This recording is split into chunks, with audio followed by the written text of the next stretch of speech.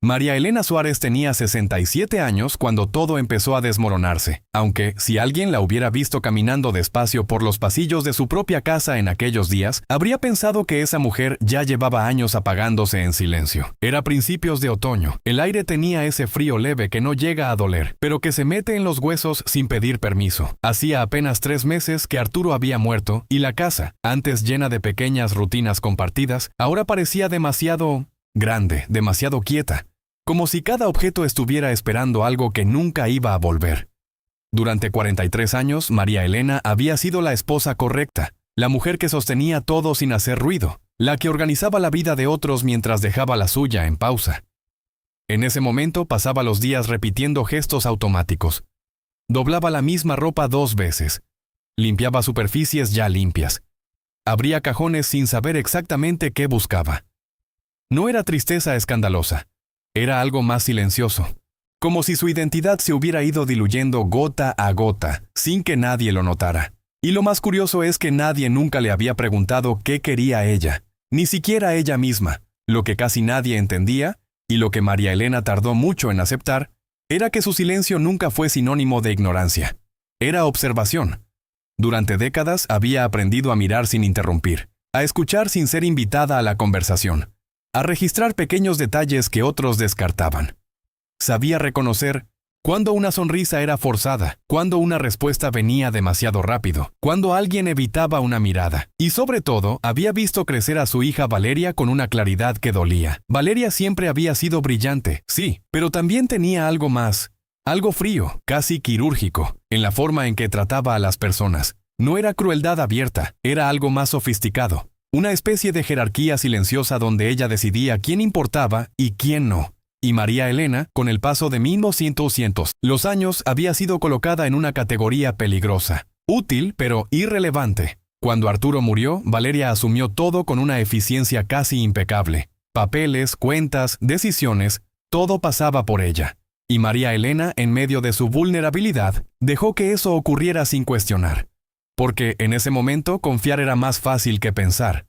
Valeria no perdió tiempo. Apenas unas semanas después del funeral empezó a introducir cambios en la rutina de María Elena, con una suavidad que, en 1900, otro contexto, habría parecido cuidado. Le hablaba con voz baja, pausada, como si cada palabra estuviera cuidadosamente elegida para no generar resistencia.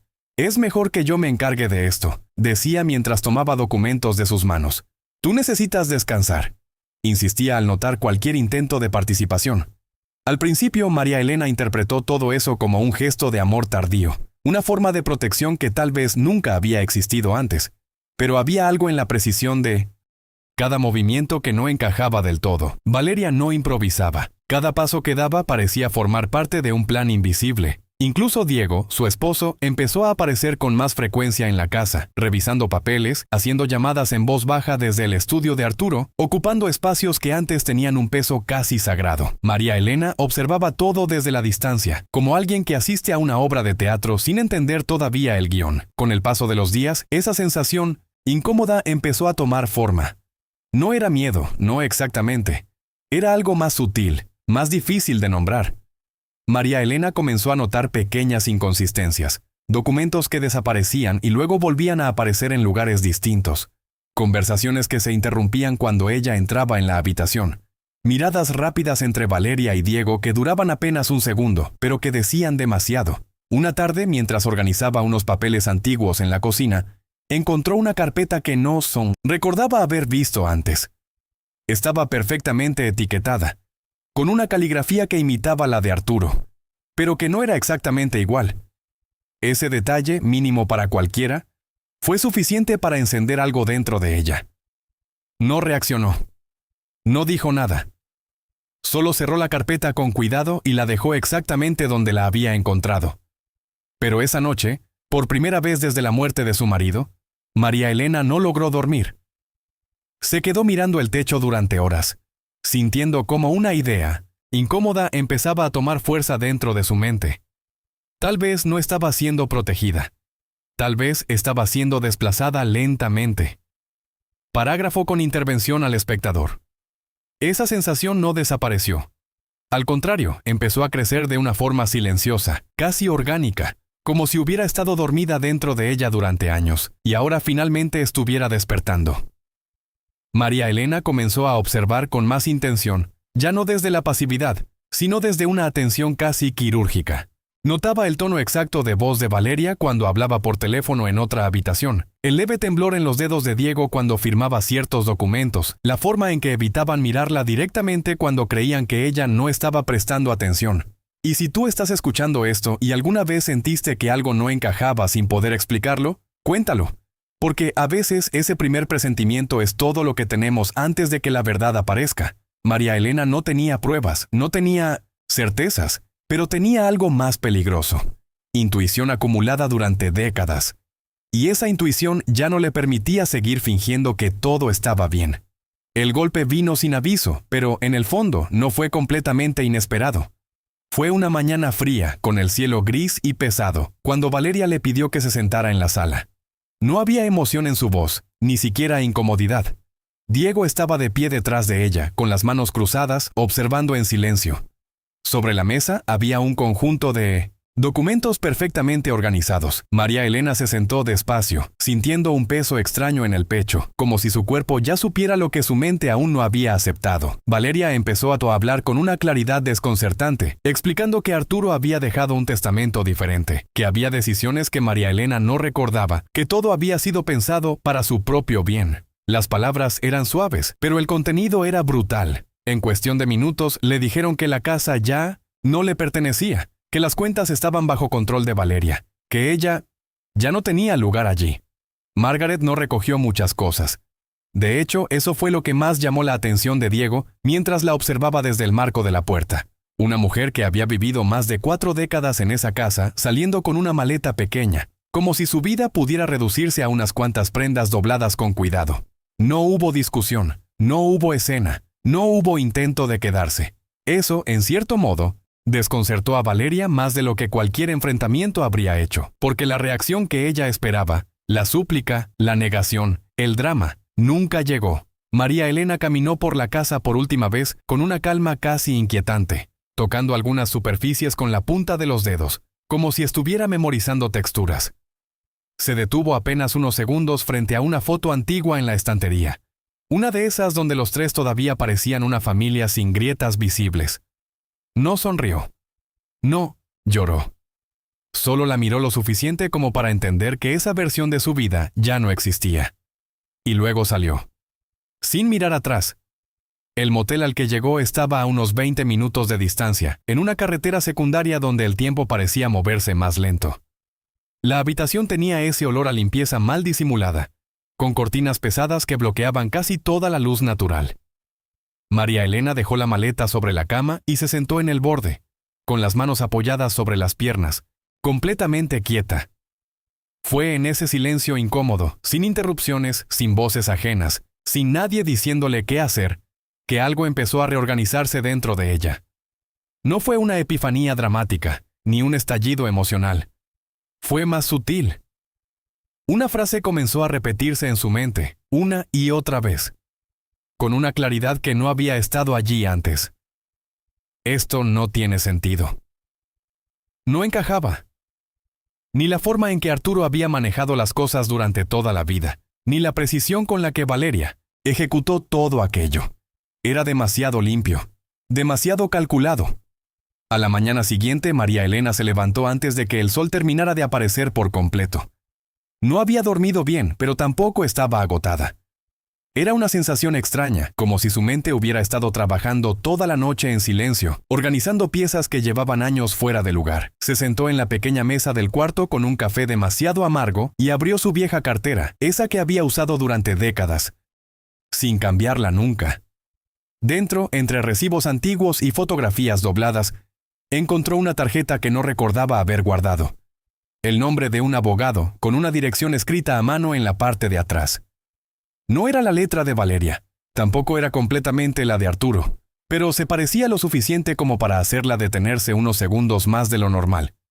El despacho del abogado estaba en un edificio antiguo del centro, de esos que conservan un aire pesado, casi solemne, como si cada pared hubiera sido testigo de historias que nunca se cuentan en voz alta.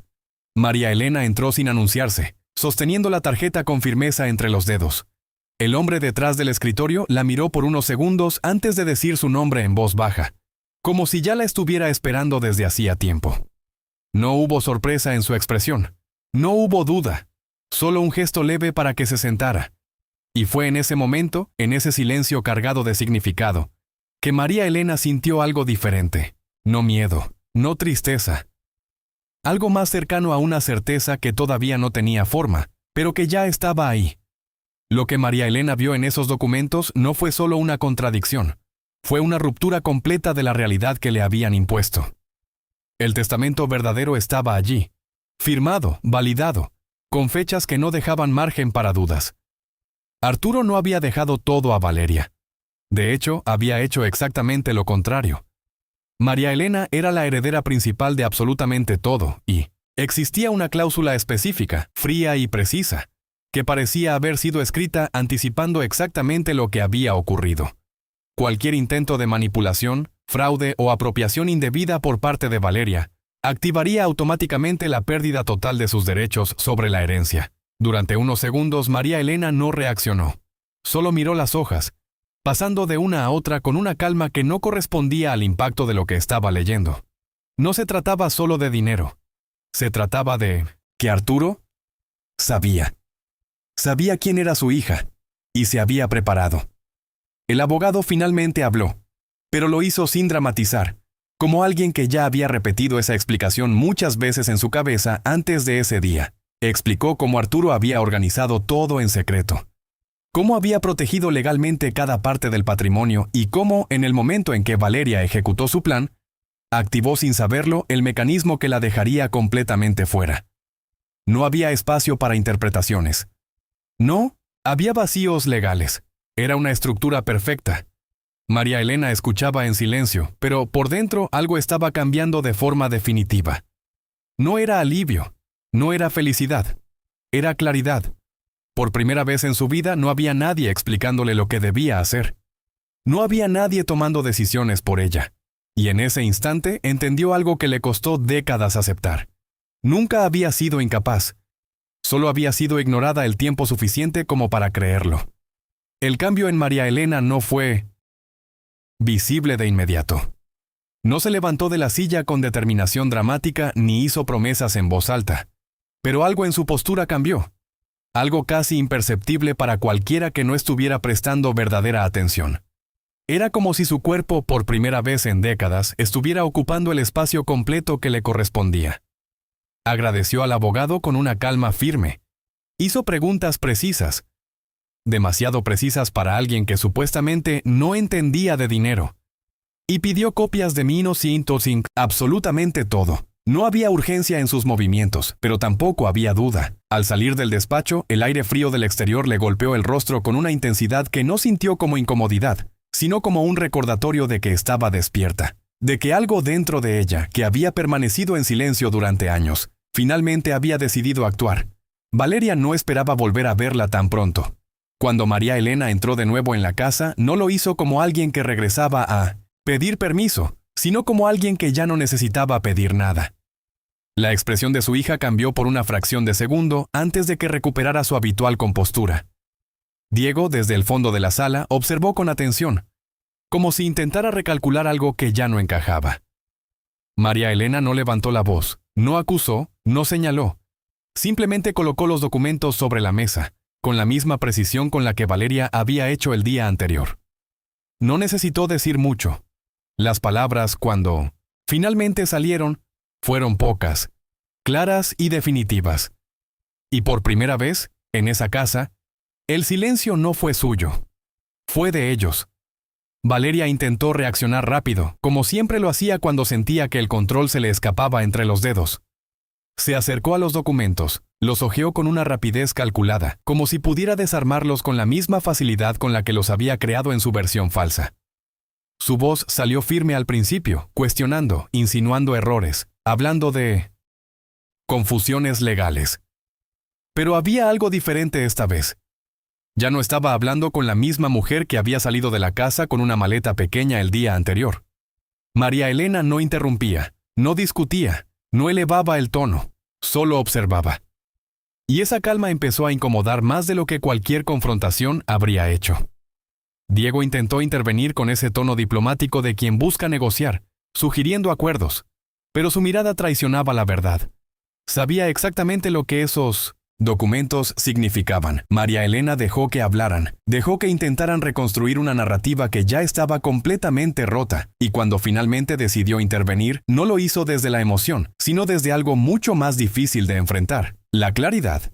Explicó con una precisión que sorprendía lo que significaba cada cláusula, cada firma, cada consecuencia legal de lo que habían hecho. No había espacio para negociación, no había margen para reinterpretaciones, y por primera vez, Valeria no tuvo una respuesta inmediata. Ese fue el momento exacto en que el equilibrio cambió. No hubo gritos, solo una comprensión silenciosa que cayó sobre la sala. Habían subestimado a la única persona que llevaba años observándolo todo. Pero lo que parecía el final del conflicto era apenas el inicio de algo más grande. En los días siguientes empezaron a aparecer detalles que María Elena no esperaba. Movimientos financieros antiguos, transferencias sin sentido inmediato, nombres que se repetían en documentos que Arturo había dejado organizados con precisión. Al principio pensó que era parte del fraude de Valeria y Diego. Pero no. Aquello venía de antes. Mucho antes. Y esa idea empezó a instalarse en su mente como algo incómodo. Algo que no podía ignorar. El abogado fue quien puso palabras a esa incomodidad. Explicó que ciertas estructuras financieras podían llamar la atención de autoridades mayores, que había patrones que no eran comunes en alguien con el perfil de Arturo. No, lo dijo directamente, pero el mensaje estaba ahí. Todo podía escalar. Y no solo legalmente. Podía poner en riesgo todo lo que María Elena acababa de recuperar. En ese instante, la historia dejó de ser una traición familiar. Se convirtió en algo más delicado, más peligroso. María Elena no tomó la decisión de inmediato. Caminó durante horas, observando a desconocidos que no tenían idea de lo que estaba pasando en su vida. Tenía dos caminos: proteger lo que había recuperado o enfrentarlo todo. Pero había algo diferente ahora. Ya no se trataba solo de dinero. Era la primera vez que tenía el control total de una decisión que solo le pertenecía a ella. Y no estaba dispuesta a volver a entregarlo. Esa misma tarde hizo lo inesperado. En lugar de esconderse, se adelantó. Contactó a las autoridades, entregó documentos, información, detalles que había guardado sin saber que algún día serían importantes. No lo hizo desde el miedo, sino desde la estrategia. Ese movimiento cambió todo. Porque en 1900, ese momento dejó de ser una posible víctima y se convirtió en una pieza clave de algo mucho más grande. La reunión con Valeria y Diego fue organizada pocos días después, en un intento desesperado de controlar una situación que ya no les pertenecía. Eligieron un espacio neutral, una sala privada en un edificio moderno, como si el entorno pudiera suavizar la tensión que se acumulaba entre ellos. María Elena llegó puntual, con una elegancia sobria que hacía evidente algo que siempre había estado ahí, pero que ahora se volvía imposible de ignorar: presencia. Valeria intentaba mantener su postura firme, aunque sus gestos traicionaban una incomodidad creciente. Diego, en cambio, parecía más consciente de la gravedad del momento. La conversación empezó con propuestas, con intentos de negociar, con frases cuidadosamente diseñadas para reducir daños. Pero todo sonaba vacío. Porque la base de cualquier acuerdo ya estaba completamente rota. María Elena escuchó sin interrumpir. Dejó que hablaran, lo suficiente como para revelar más de lo que pretendían, y cuando finalmente decidió participar, no lo hizo con confrontación, sino con precisión. Hizo preguntas simples, directas, imposibles de esquivar sin caer en contradicciones.